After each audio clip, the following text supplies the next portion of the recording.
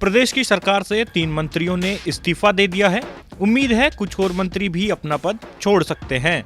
मंत्रियों के पद छोड़ने की वजह कोई नाराजगी नहीं है और ना ही गहलोत सरकार पर कोई संकट है। मंत्रियों के इस्तीफे की वजह है उनके प्रभार। दरअसल कांग्रेस ने राजस्थान के 3 मंत्रियों को 3 अलग अलग राज्यों का प्रभारी बनाया, लिहाजा उन्होंने अपने पदों से इस्तीफा सौंप दिया। इसी के साथ ही मंत्रिमंडल विस्तार पर भी फाइनल मोहर लगभग लग ही चुकी है।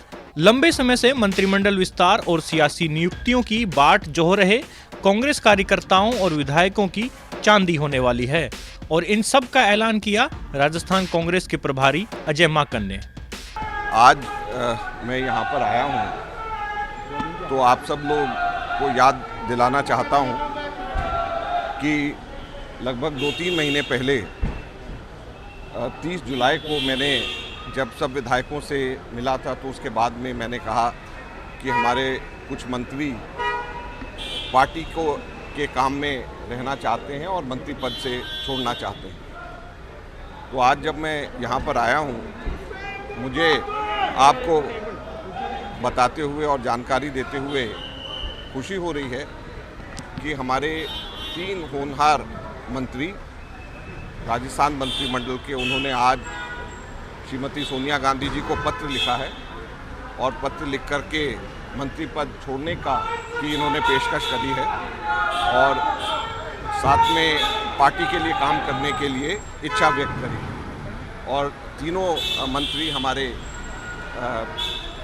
गोविंद सिंह डोटासरा जी, हरीश चौधरी जी और रघु शर्मा जी, तीनों के तीनों ने श्रीमती सोनिया गांधी जी को पत्र लिख करके मंत्री पद से छोड़ने के लिए और पार्टी के लिए काम करने के लिए उन्होंने इच्छा जताई है और कांग्रेस पार्टी इन लोगों का सम्मान करती है और ऐसे होनहार लोग जो हैं, जो लोग पार्टी के लिए काम करना चाहते हैं, हमें खुशी है। संगठन में काम करेंगे, ये फाइनल है? तभी तो इन लोगों ने इस्तीफा दिया, संगठन ने इनको अच्छी जिम्मेवारी दी।